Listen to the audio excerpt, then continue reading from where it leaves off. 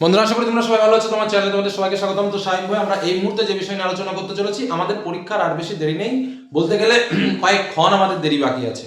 তো এই মুহূর্তে দাঁড়িয়ে আমরা যারা সারা বছর সেইভাবে পড়াশোনা করতে পারিনি বা এখনো পর্যন্ত প্রিপারেশন নিতে পারিনি, তারা অনেকেই কমেন্ট করছো যে স্যার আমরা কিছু করতে পারবো না। তো তাদের জন্য আজ স্পেশাল আলোচনা। আজকের আলোচনা আমাদের বাংলা, এবং আমাদের আজকের বিষয় হচ্ছে আমরা একদিন পরে 60% মার্কস কমপ্লিট করবো, সেইভাবেই আমাদের পড়াশোনা।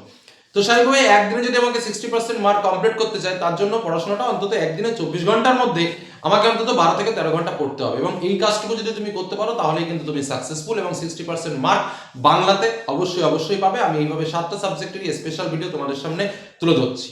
তো প্রথমে আজকের আলোচনা বাংলা। তো বাংলাতে আমাদের বিষয়গুলো বুঝতে হবে। আমাদের প্রথমে এমসিকিউ প্রশ্ন আসবে 17টা, এসএকিউ প্রশ্ন আসবে 19টা, 3 মার্কের প্রশ্ন একটা গল্প থেকে একটা কবিতা থেকে লিখতে হবে, অর্থাৎ দুটো। 5 মার্কের প্রশ্ন একটা গল্প থেকে একটা কবিতা থেকে। প্রবন্ধর প্রশ্ন দুটো আসবে, একটা বাংলা ভাষায় বিজ্ঞান আর একটা হচ্ছে হারিয়ে যাওয়া কারিগর। এখান থেকে আমাদের একটা প্রশ্ন লিখতে হবে।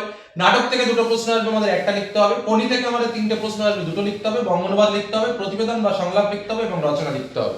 এই হলো আমাদের কাজ, অর্থাৎ আমাদের এর উত্তরগুলো করতে হবে। দেখো, এখন কথা হচ্ছে যে আমরা যদি মনে করি আমরা 100-র মধ্যে 100 পাবো বা 90-এর মধ্যে 90 পাবো, সেটা কিন্তু যারা সারা বছর পড়েছে তাদের জন্য ঠিক আছে, কিন্তু যারা সারা বছর সেইভাবে প্রিপারেশন নিতে পারেনি তাদের পক্ষে কিন্তু সেটা বড় চ্যালেঞ্জের বিষয়। ওই জন্য আমি বলবো যে আমি এখন সব পারবো, সব মার্কস কমপ্লিট করবো বা সব পরীক্ষাতে লিখবো, সেই টার্গেট নিয়ে যদি তুমি যাওয়ার চেষ্টা করো তাহলে কিন্তু হোঁচট খাবে। ওটাও করতে পারবে না ঠিকঠাক ভাবে, আর কমপ্লিটলি একটা ভালো জায়গায় যেতে পারবে না। সেই জন্য তোমাকে কিছু সিস্টেমের মধ্যে দিয়ে যেতে হবে। কি সেই সিস্টেম? সেটা হচ্ছে একটু ফাঁকিবাজি সিস্টেম, কিন্তু আমাকে করতে হবে। সেটা কি? দেখো, প্রথম পরপর আমরা আসবো। নাম্বার 1 আমাদের কি রয়েছে? এমসিকিউ। এমসিকিউ এর জন্য আমাদের যেটা করতে হবে, এই মুহূর্তে আমরা এমসিকিউ পড়া মোটামুটি যা পড়েছি যা জেনেছি ঠিক আছে, বাদ বাকি পরীক্ষার হলে দেখা যাবে কি হয় কি না হয়, ঠিক আছে। আর যেটুকু আমরা প্র্যাকটিস করব সেই প্র্যাকটিসের মধ্যে পেলে আমাদের হবে, বাদ বাকিটুকু সে পরীক্ষার হলে দেখা যাবে। হলের আবহাওয়া বুঝে আমরা কাজ করব। তো স্বাভাবিকভাবে যেটুকু আমরা পড়েছি বা হলের যে আবহাওয়া কাজ করে, সেই সম্পূর্ণ আবহাওয়ার যদি আমরা একটু লক্ষ্য রাখি, আমরা এই এমসিকিউ প্রশ্নে কিন্তু 10-এর নিচে পাবো না। এটা মোটামুটি আমার একটা জ্ঞানত অভিজ্ঞতা আমরা পাই। তারপরে রয়েছে এসএকিউ কোশ্চেন। এসএকিউ কোশ্চেনের দিকে যদি আমরা তাকাই, সেখানে আমরা অনেক কিছু পাবো। গ্রামাটিক্যাল কোশ্চেনগুলো পাবো, গল্প থেকে প্রশ্ন পাবো, কবিতা থেকে প্রশ্ন পাবো। প্রত্যেকটা অংশ থেকে কিন্তু আমরা সেখানে এসএকিউ টাইপের প্রশ্ন পাবো। এবং সেক্ষেত্রেও যদি আমরা দেখি আমাদের 19টা প্রশ্ন লিখতে হবে, তো এক বাক্যে উত্তর। সেক্ষেত্রেও আমরা যদি একটু হল ম্যানেজমেন্টের দিকে যদি লক্ষ্য রাখি, হলের হাওয়ার দিকে যদি লক্ষ্য রাখি, বা স্বাভাবিকভাবে যদি একটু মাথা ঠান্ডা করে উত্তর লেখার চেষ্টা করি, আমরা কিন্তু সেখান থেকে আমরা মোটামুটি এখান থেকেও আমরা 10 মার্কস মতো ইজিলি কিন্তু কভার করতে পারবো, কোনো রকম খাটনি ছাড়া, কোনো রকম কষ্ট ছাড়া। আর কিছু তো প্র্যাকটিস আমরা করেছি, কিছু তো আমরা পারবো। তো স্বাভাবিকভাবে 10-এর নিচে কিন্তু হওয়া উচিত না। নেক্সট আমাদের 3 মার্ক গল্প এবং কবিতা। দেখো, এই মুহূর্তে কথা হচ্ছে যে এই মুহূর্তে যদি আমি সব গল্প পড়তে যাই, খবর শেষ। তো তো সব গল্প পড়ার কিন্তু এই মুহূর্তে আমার সময় নেই। তো কি বলবো? বহুরূপী এবং পথের দাবি, এই দুটো গল্প হচ্ছে আমার পাখির চোখ। এই গল্পটাকে, তাহলে আমার প্রথম কাজটা কি হচ্ছে? দেখো, প্রথম কাজ বহুরূপী গল্পটাকে 5 বার রিডিং পড়া, আর পথের দাবি গল্পটাকে 5 বার রিডিং পড়া। আমি 100% কনফিডেন্টলি বলতে পারি, এই দুটো গল্প কেউ যদি 5 বার করে রিডিং পড়তে পারো, সময় বেশি লাগবে না। বহুরূপী গল্পের জন্য, একটা গল্পের জন্য 10 মিনিট, মানে 1 ঘন্টা বহুরূপী পড়বো, 1 ঘন্টা পথের দাবি পড়বো, বা 2 ঘন্টা পথের দাবি পড়বো, যেহেতু বড়। তো এই যদি আমরা করতে পারি, আমরা দেখবে এই এমসিকিউ পার্ট এবং এসএকিউ পার্ট, এখান থেকেও 4-5টা প্রশ্নের উত্তর পেয়ে যাব। ঠিক একই রকম ভাবে একটা 3 মার্কের প্রশ্ন এবং একটা 5 মার্কের প্রশ্ন খুব সুন্দরভাবে আমরা লিখতে পারবো। ওকে, কবিতার কথা চলে আসি এবার। এটা গেল আমার গল্পের পার্ট। তাহলে আমার এই দুটো গল্পের দিকে নজর দেবো, আর গল্প থাক। আর গল্পের দিকে এখন নজর আমি দেবো না, কারণ এই দুটো গল্প পড়লে আমি 5ও কমন পাবো, 3ও কমন পাবো। কবিতা আমার সবকিছুর দরকার নেই। 3টে কবিতা আমি স্পেশালি তোমাদের জন্য দিয়েছি। অসুখী একজন, সিন্ধু তীরে, আর অস্ত্রের বিরুদ্ধে গান। কিছু পারি আর না পারি, অন্তত এই 3টে কবিতার সারমর্মটা ভালো করে দেখে যাও, প্রথম কথা। কারণ কবিতার প্রত্যেকটা অক্ষর ভিত্তিক, লাইন ভিত্তিক ব্যাখ্যা আমাদের দরকার হয়। কিন্তু অসুখী একজন কবিতাটা সারমর্ম একদমই সহজ। সিন্ধু তীরে একটা সুন্দর গল্প, আর অস্ত্রের বিরুদ্ধে গানও কিন্তু একটা সারমর্ম। তো অসুখী একজন কিন্তু সারমর্ম ভিত্তিক কবিতা, আবার অস্ত্রের বিরুদ্ধে গানও কিন্তু একটা থিমেটিক কবিতা, অর্থাৎ একটা নির্দিষ্ট বিষয়ের উপর আছে, যেখানে কিন্তু আমরা উত্তর এই দুটো থেকে লিখতে পারবো। আর সিন্ধু তীরের ক্ষেত্রেও একটু গল্প রয়েছে, সেখান থেকে একটুখানি পড়লেই কিন্তু তোমরা পাবে। এই 3টে কবিতার জন্য আমি এক্সট্রা সারমর্মটা ভালো করে পড়বে, বারবার বলছি সারমর্ম, অর্থাৎ মূল কবিতার থিমটা কি। এক একটা পড়তে হাইয়েস্ট 30 মিনিট করে লাগবে, 3-3 90 মিনিট, অর্থাৎ আমি এখানে 1.5 ঘন্টা ধরলাম, এখানে 1.5 ঘন্টা, আর এখানে আমি 2 আর 1 3 ঘন্টা। কথাটা ভালোভাবে বুঝবে। নেক্সট আমাদের যে পার্ট, একটা প্রবন্ধ পড়বো, দুটো আছে, বাংলা ভাষায় বিজ্ঞান আর হারিয়ে যাওয়া কালিকলম।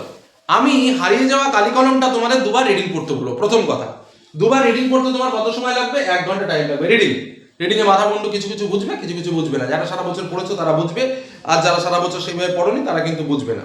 আর আমি 3-4টে প্রশ্নের আগেও বলেছি, আমি একটু 3-4টে প্রশ্ন তোমাদের বলে দিচ্ছি, যেটা আমি হারিয়ে যাওয়া কালিকলম থেকে 3-4টে প্রশ্ন বলছি। প্রথম প্রশ্ন আমি যেটা বলবো, দোয়াত যে কত রকমের হতে পারে না দেখলে বিশ্বাস করা শক্ত। এই পার্টটা রকমারি দোয়াতের বর্ণনা বা কার দোয়াত দেখতে গিয়ে বক্তার কি অভিজ্ঞতা হয়েছিল। নেক্সট, কথায় বলে কালিকলম মন, লেখে 3 জন, কথা বলতে কি বোঝানো হয়েছে ব্যাখ্যা করো।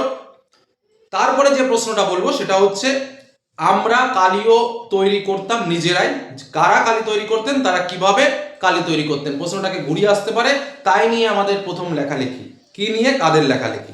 লাস্ট একটা কোশ্চেন বলছি, আশ্চর্য সবই আজ অবলুপ্তির পথে, কি আশ্চর্য, কেন অবলুপ্তির পথে। এই 4টে প্রশ্ন বললাম স্পেশালি, একটু দেখে রেখো, একটু দেখে রেখো এই 4টে প্রশ্ন। ওকে, এই গেল হারিয়ে যাওয়া কালিকলম গেল।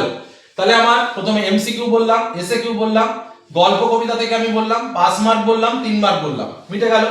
প্রবন্ধটা আমি বলে দিলাম। এবার আসবো নাটক। নাটক সিরাজউদ্দৌলা থেকে 100% কনফার্ম কিছু বলা যায় না, চেষ্টা করবে যদি লাস্টে সময় পাও নাটকের দিকে একবার দুবার রিডিং পড়ার, কারণ নাটকের লাইন তুলে তুলে প্রশ্ন, হ্যাঁ যেখানে আমি তোমাদের এর আগেও বলেছি কয়েকটা প্রশ্ন, তবুও আমি একটুখানি বলে দিচ্ছি, যেটা হচ্ছে সিরাজউদ্দৌলার ঘসিটি বেগমের চরিত্র, জানি না সে কার রক্ত চায়, পলাশী রাক্ষসী পলাশী, এই যে প্রশ্নটা রয়েছে। আজ বিচারের দিন নয় সৌহার্দ্য স্থাপনের দিন, মনে হয় ওর নিঃশ্বাসে বিষ ও দৃষ্টিতে আগুন, হিন্দু মুসলমানের মাতৃভূমি গুলবাগ এই বাংলা, আছে শুধু প্রতিহিংসা, কে কার উদ্দেশ্যে কথাটি বলেছিল, জাতির সৌভাগ্য সূর্য আজ অস্তাচলগামী, বাংলার এই দুর্দিনে আমাকে ত্যাগ করবেন না। এই যে কটা প্রশ্ন বলবো আমি, এই প্রশ্ন কটা পাখির চোখ করে একটু দেখে যেতে পারো, সবার লাস্টে আমি এটা টাইম দেবো, সবার লাস্টে। নেক্সট, কোনি। দেখো আমি কোনি থেকে স্পেশাল লাস্ট আমি কয়েকটা প্রশ্ন তোমাদের শেয়ার করেছিলাম, স্পেশাল 10টা প্রশ্ন আমি তোমাদের কোনি থেকে শেয়ার করেছিলাম। কোনি উপন্যাসটা পড়া সম্ভব নয়, যদি তোমরা শর্টকাট কোনি থেকে করতে চাও, তাহলে তোমরা ওই যে কয়েকটা ক্যারেক্টার আছে সেই ক্যারেক্টার কটা একটু দেখে যেতে পারো, সেটা হচ্ছে লীলাবতী আর কোনির চরিত্র, এই দুটো একটু দেখে যেতে পারো। আর কিছু প্রশ্ন, যেমন অবশেষে কোনি বাংলা সাঁতার দলে কিভাবে জায়গা পেয়েছিল, শোনামাত্র প্রণবেন্দু দপ করে উঠেছিল, কোনি এবার ভালো করে তাকালো, ওই সত্য সংখ্যাটা প্রশ্নটা, এটা বুকের মধ্যে পুষে রাখুক। তারপরে কম্পিটিশনে পড়লে মেয়েটা তো আমার পা ধোয়া জল খাবে, বুকের মধ্যে একটা প্রচন্ড মোচড় অনুভব করে উঠলো, চিকচিক করে উঠলো চোখ দুটো, তোর আসল লজ্জা জলে আসল গর্বও জলে। হ্যাঁ, তারপরে 4 বছরের মধ্যে প্রজাপতি ডানা মেলে দিয়েছে, এই কটা প্রশ্ন একটু স্পেশালি দেখে যেতে পারো। আর যদি পারো, যদি সময় পারো, বই পড়ার দরকার নেই, অন্তত পক্ষে কোনি সিনেমাটা একবার একটু দেখে যাও, 2 ঘন্টা টাইম লাগবে কোনি সিনেমাটা দেখার জন্য। আমি বলবো সৌমিত্র চ্যাটার্জির সুন্দর অভিনীত একটা কোনি সিনেমা আছে, পরীক্ষার আগের দিনও একটু সিনেমা দেখলে মন ভালো হয়, যখন একটু ফ্রেশ হবে বা যখন একটু মনে করবে যে এখন একটুখানি সময় আছে, 2 ঘন্টা একটু রিল্যাক্সের সময় আছে, একটু কোনি সিনেমাটা দেখে নাও, অনেক প্রশ্নের উত্তর লিখতে পারবে, এটুকু বলে রাখি। অন্তত ব্যাখ্যামূলক যে প্রশ্নগুলো আছে সেগুলো কিন্তু লিখতে পারবে একদম গ্যারান্টি সহকারে, এটা কিন্তু বিরাট বড় টিপস, যেটা তোমায় কেউ বলবে না। বঙ্গানুবাদ, বঙ্গানুবাদের ক্ষেত্রে আমাদের যেটা সব থেকে চাপের বিষয়, সেটা হচ্ছে বঙ্গানুবাদ নিয়ে আমরা টেনশন করি, কিন্তু বঙ্গানুবাদের যে ভাষাটায় সেটা খুবই সহজ, এবং 3-4টে বাক্য লিখলেই কিন্তু আমার নম্বর হয়ে যায়। আমি যদি সারা বছর প্র্যাকটিস করি তাহলেও বঙ্গানুবাদ যা আসবে, সারা বছর প্র্যাকটিস না করলেও বঙ্গানুবাদ সেই আসবে। আর একদম সিম্পল সিম্পল সেন্টেন্স লেখা থাকে, 4টে বাক্য 5টা বাক্য দেওয়া থাকে, বা কখনো বা 4টে বাক্য দেওয়া থাকে, সেই বাক্যগুলোর বাংলা লিখতে হবে। যদি কোনো শব্দ বাংলা লিখতে অসুবিধা হয় আমি লিখবো না, সেই বাক্যটা বাদ দিয়ে দিলাম, তবুও কিন্তু আমি ভালো মার্কস পাবো, কিন্তু ফাঁকা রেখে আসবো না, এটা যেন মাথায় থাকে। প্রতিবেদন আর সংলাপ, এর মধ্যে যেটা তোমার কমফর্ট মনে হয় সেটা তুমি লিখবে, নিজের থেকে লিখবে, 4-5টা বাক্য লিখবে। সংলাপ যেটাই দিক না কেন তার কারণ ফলাফল মিলে দুটো বন্ধুর মধ্যে আলোচনা করবে, আর প্রতিবেদন লিখলে রিপোর্ট রাইটিং এর মধ্যে আলোচনা করবে। তোমাদের ক্ষেত্রে সব থেকে যেটা ভালো হয়, সংলাপ নিয়ে 2-4 কথা লিখে দেবে, অন্তত 2-4 কথা লিখে দেবে, ফাঁকা রেখে আসবে না বা না লিখে আসবে না, এটা যেন মাথায় থাকে। লাস্ট হচ্ছে রচনা।